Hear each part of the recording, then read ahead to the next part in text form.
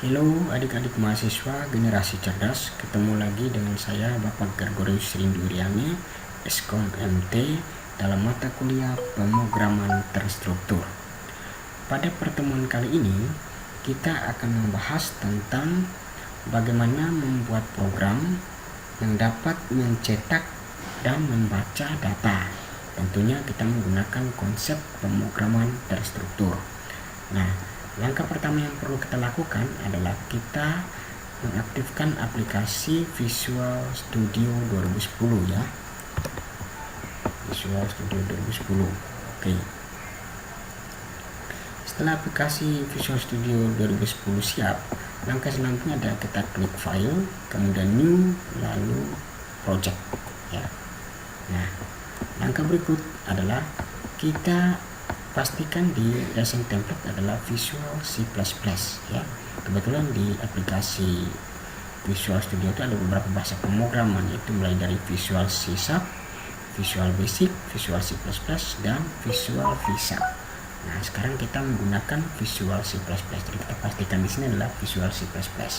Kemudian kita pilih Win32 project, lalu kita kasih nama project kita apa ya. Kita kasih nama dengan mencetak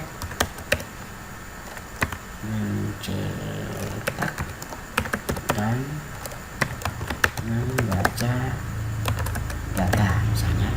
Kemudian kita tentukan lokasi penyimpanan project kita ya. Kita tentukan lokasi penyimpanan project kita.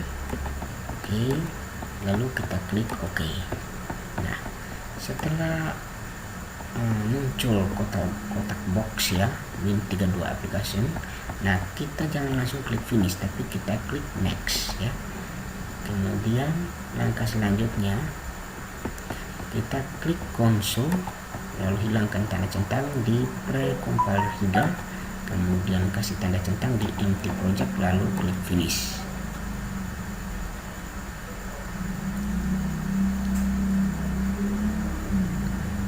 Oke.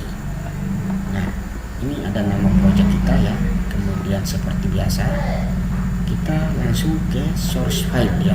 Kita klik kanan new, lalu new file, new item ya. Add, lalu new item. Kemudian kita pilih C++ file ya. Lalu kita kasih nama filenya. Nah, nama file kita adalah mencetak ya, mencetak underscore membaca underscore data ya.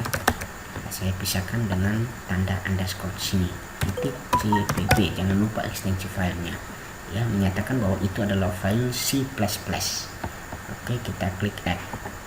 Nah, oke. Langkah selanjutnya adalah yang perlu kita lakukan dalam setiap kita membuat program menggunakan Visual C++ adalah kita wajib menginclude. Nah, fungsi dari include untuk apa? Fungsi dari include adalah sebuah preprosesor ya, sebuah preprosesor yang digunakan untuk mengarah dan menyatakan kepada compiler untuk meletakkan kode dari header file. Nah, header file ini seperti iostream ya, kemudian conio ya, conio.h, iostream.h, terus ini studio.h ya. Nah, itu header dari sebuah file. Nah, fungsi dari include tadi adalah untuk mengarahkan atau menyatakan ya, mengarahkan preprosesor kepada compiler untuk meletakkan kode daripada header file. Nah, itu fungsi dari include. Oke, kalau begitu kita input dulu. Input iostream ya, iostream. Nah, ini adalah header file ya, header file yang kita menginclude sebuah header file ya. Kemudian kita berikutnya kita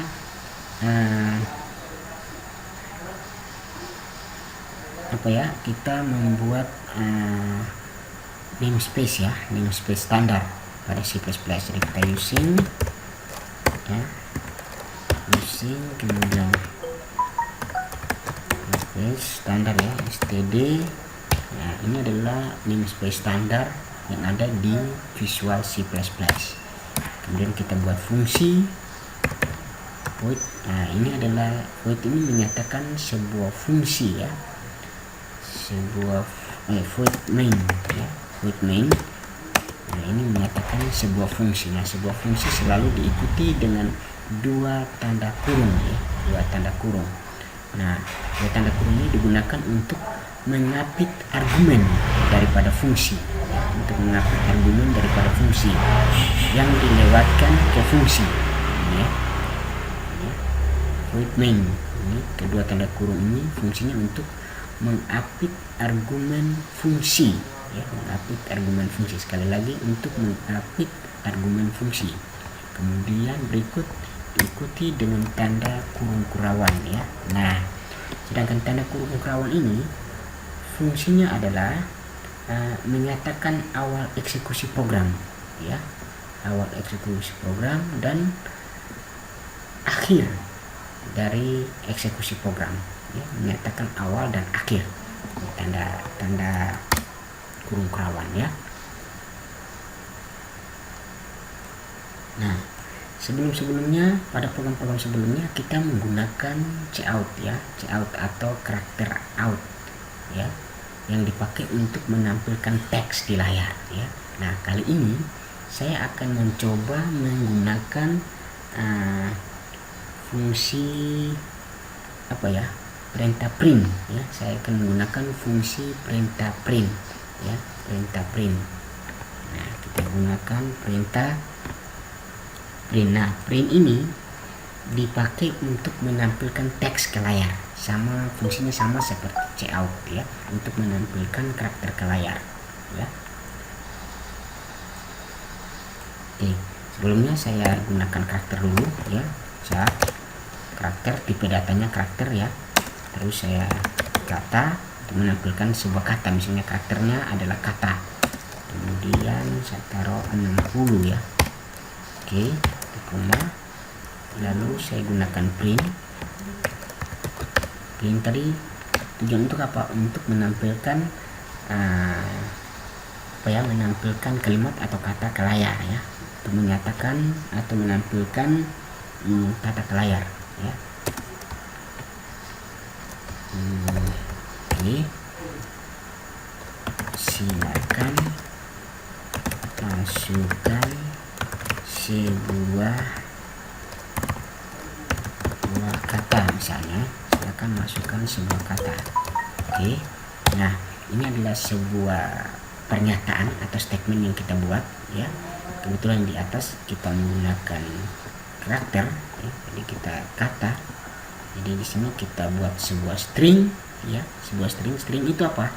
Saya ulangi lagi, string pada pertemuan sebelum sudah saya jelaskan. String adalah kumpulan dari beberapa karakter yang diapiti oleh tanda petik 2, atau kumpulan dari beberapa karakter yang membentuk teks, itu dinamakan dengan string ya, ini string. Oke, kemudian karena dia string, lalu kita gunakan fungsi berikut adalah fungsi scan ya. Kita gunakan scan.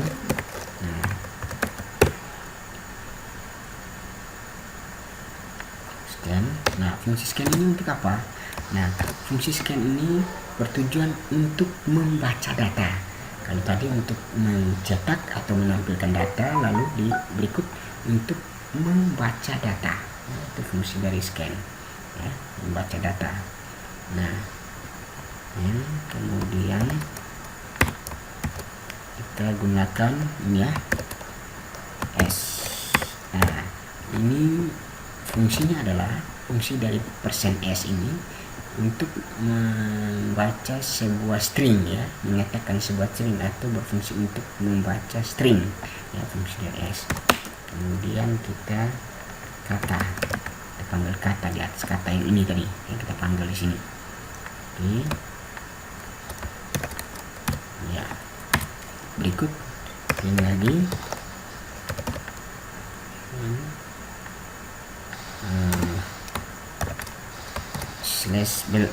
/n ya. Nah, /n ini tujuan untuk apa? /n ini tujuan adalah untuk pindah baris ya. /n ini fungsinya untuk pindah baris, atau dia seperti enter lah ya. Seperti enter, fungsinya seperti enter untuk pindah baris ya. Kemudian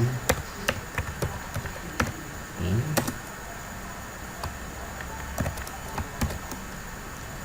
kata yang tanda masukkan adalah kedua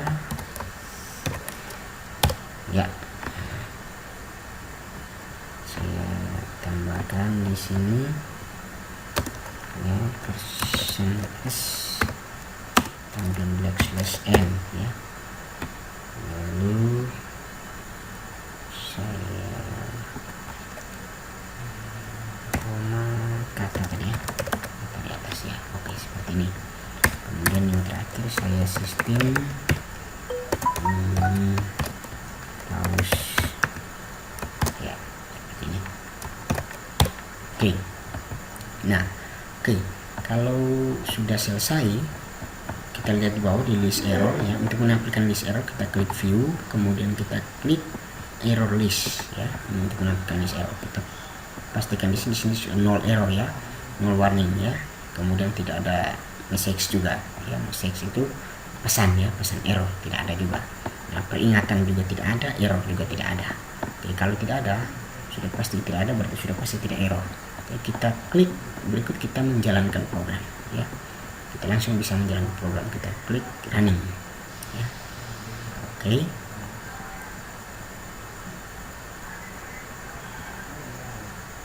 Oke, nah di sini langsung tampil silakan masukkan sebuah kata. Kita masukkan sebuah kata, misalnya Rian, lalu kita enter.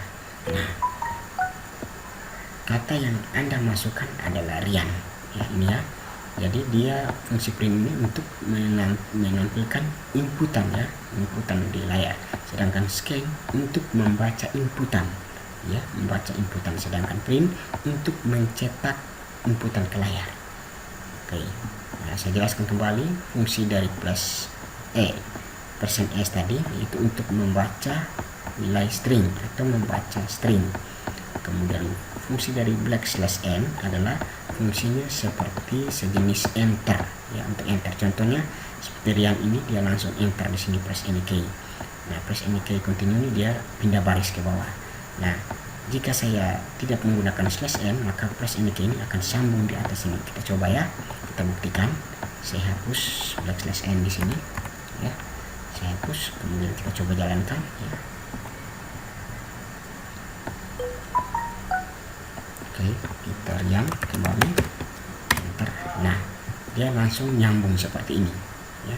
Jadi /n tadi fungsinya untuk pindah baris ya, pindah baris atau sejenis enter ya, sejenis enter. Ini fungsinya sama seperti fungsi enter ya. Nah, seperti ini hasilnya.